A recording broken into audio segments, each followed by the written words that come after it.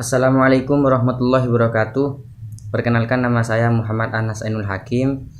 Saya di sini akan menjelaskan materi perkembangan masa anak-anak awal, yang mana sebelum saya menjelaskan lebih lanjut terkait materi perkembangan masa kanak-kanak awal, saya ingin mengajak kalian semua untuk bersyukur atas kehadirat Allah Subhanahu wa taala biqauli alhamdulillahirabbil alamin.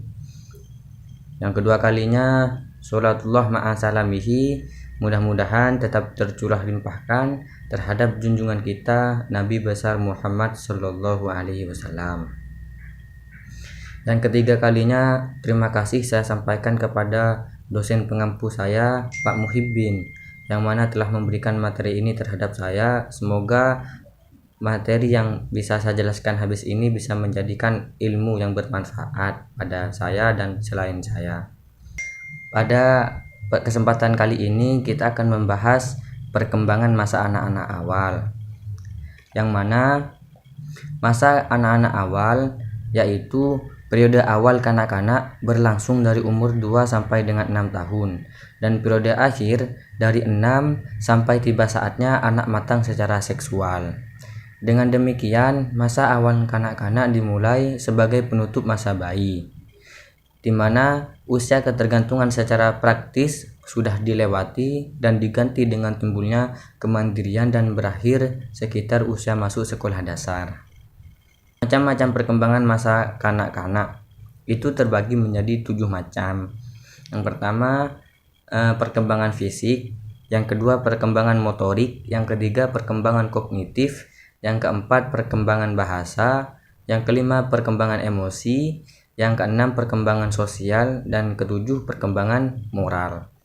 Perkembangan masa kanak-kanak awal ya, yang pertama secara fisik, yang mana pada masa kanak-kanak awal perkembangan fisiknya tidak secepat masa bayi atau sebelumnya, tetapi ada banyak kemampuan fisik yang makin berkembang baik pada masa ini, terutama dari segi kualitasnya. Ada kemajuan dalam perkembangan otot, sistem saraf dan kualitasnya, dan koordinasi motoriknya, sehingga anak-anak dapat melakukan berbagai kegiatan yang lebih tinggi tingkatannya, yang selanjutnya akan meningkatkan kemampuan kognitif, sosial, dan emosional.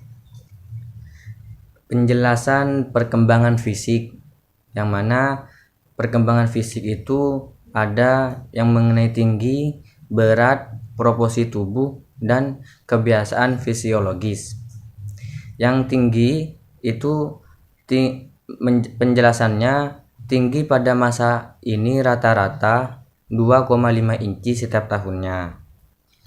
Berat badan, penjelasannya berat badan itu naik 5-7 pon per tahun. Perkembangan fisik ini. Yang proporsi tubuh, wajah tetap kecil tetapi dagu tampak lebih jelas dan lebar memanjang, dan leher memanjang. Lengan dan daki lebih panjang dan lebih lurus. Tangan dan kaki tumbuh lebih besar. Penjelasan perkembangan fisik secara kebiasaan fisiologis, yaitu seperti nafsu makan anak sering diwarnai dengan perkembangan minat terhadap makanan yang disukai dan yang tidak disukai. Jumlah tidur yang dibutuhkan sehari-hari berada tergantung pada berbagai faktor tertentu. Yang kedua, menjelaskan perkembangan masa kanak-kanak secara motorik. Keterampilan motorik kasar meningkatkan secara dramatis selama masa awal kanak-kanak. Anak-anak menjadi lebih berani ketika keterampilan motorik kasar mereka meningkat. Kehidupan anak-anak sangat aktif, lebih aktif daripada titik lain yang manapun pada siklus kehidupan. Keterampilan motorik halus juga meningkatkan secara substansial selama masa anak-anak. Penguasaan keterampilan umum. Keterampilan umum antara usia 1-5 tahun dan 3-5 tahun. Kemajuan terbesar dalam keterampilan berpakaian, menyisir rambut, dan mandi. Dan antara 5 sampai 6 tahun, sebagai besar anak sudah pandai melempar dan menangkap bola. Mereka dapat menggunakan gunting, membentuk tanah liat dan lain-lain. Keterampilan kaki. Pada usia antara 3 tahun dan 4 tahun, ia mulai naik sepeda roda 3. Pada usia 5 dan 6 tahun, mereka belajar melompat dan berlari cepat. Mereka sudah pandai memanjat, lompat tali, keseimbangan tubuh dalam berjalan di atas dinding atau pagar, menari dan lain-lain. Perkembangan masa kanak-kanak awal yang dari segi kognitif. Pada masa ini, anak mulai memperhatikan hal-hal kecil yang tidak diperhatikan. Dengan demikian, anak-anak tidak lagi bingung kalau menghadapi benda-benda, situasi atau orang yang memiliki unsur-unsur yang sama. Piaget menamakan tahap berpikir pra-operasional suatu tahap yang berlangsung dari usia 2 atau 3 tahun sampai 7 atau 8 tahun. Pembagian perkembangan kognitif tahap praoperasi menurut Piaget itu ada 2. Yang pertama, umur 2 sampai 4 tahun dicirikan oleh perkembangan pemikiran simbiolis, yakni kemampuan menggunakan sesuatu untuk mewakili sesuatu yang lain dengan menggunakan simbol-simbol seperti bahasa, gambar, tanda atau isyarat, benda, gestur, dan peristiwa untuk menambahkan suatu kegiatan benda yang nyata atau peristiwa. Yang kedua, menurut Piaget, umur 4-7 tahun dicirikan oleh perkembangan intuitif. Pada akhir periode ini ditandai dengan pemikiran intuitif, yakni persepsi langsung akan dunia luar tanpa dinalar terlebih dahulu. Begitu seorang anak berhadapan dengan suatu hal, ia mendapatkan gagasan atau gambaran dan langsung digunakan. Maka intuisi merupakan pemikiran imajinasi atau sensasi langsung tanpa dipikir lebih dahulu. Yang keempat, itu perkembangan masa kanak-kanak awal dari macam bahasa. Itu ada 2. Yang pertama, peningkatan dalam keterampilan berbicara. Awal masa anak-anak umumnya merupakan saat berkembang pesatnya penguasaan tugas pokok dalam belajar berbicara, yakni menambah kosakata, menguasai pengucapan kata-kata, dan menggabungkan kata-kata menjadi kalimat. Yang kedua, isi pembicaraan. Pada mulanya, pembicaraan anak-anak bersifat egosentris, dalam arti ia terutama tentang dirinya sendiri, berkisaran pada minat keluarga dan miliknya. Menjelang akhir awal masa kanak-kanak, mulailah pembicaraan yang bersifat sosial dan antara berbicara dengan orang lain di samping dirinya sendiri. Yang ketiga, jumlah bicara. Ini ada satu lagi, yang mana artinya awal masa kanak-kanak terkenal sebagai masa tukang ngobrol, karena sekali anak dapat bicara dengan mudah, ia tak putus-putusnya berbicara. Sebaliknya, ada anak-anak lain yang relatif diam, yang tergolong pendiam. Yang kelima, perkembangan anak secara emosi. Emosi yang umum pada masa awal masa kanak-kanak. Yang pertama, amarah. Penyebabnya adalah pertengkaran mengenai permainan, tidak tercapainya keinginan, dan serangan yang hebat dari anak lain.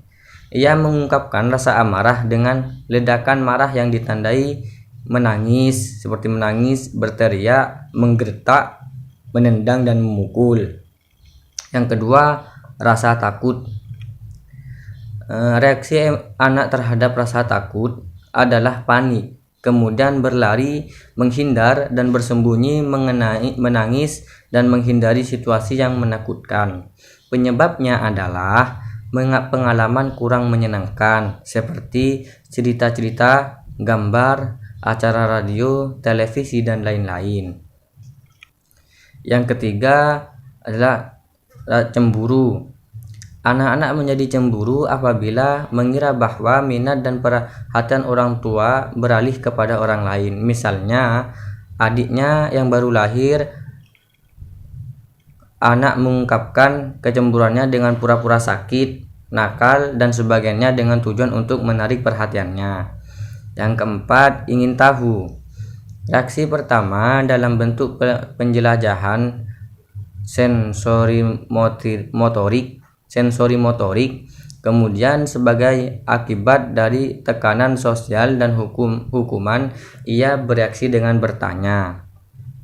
Yang kelima, iri hati, yang mana diungkapkan dengan mengeluh tentang benda miliknya, dengan mengungkapkan keinginan untuk memiliki barang seperti yang dimiliki oleh orang lain. Yang keenam, rasa gembira, yang mana rasa gembira ini adalah mengungkapkan dengan tersenyum dan tertawa, bertepuk tangan, melompat-lompat, dan memeluk benda atau orang yang membuatnya bahagia. Yang ketujuh, rasa sedih, yaitu mengungkapkan dengan menangis atau kehilangan selera makan maupun kegiatan lain yang bisa ia lakukan. Yang kedelapan, rasa kasih sayang, itu mengungkapkan dengan memeluk, menepuk, dan mencium objek kasih sayangnya.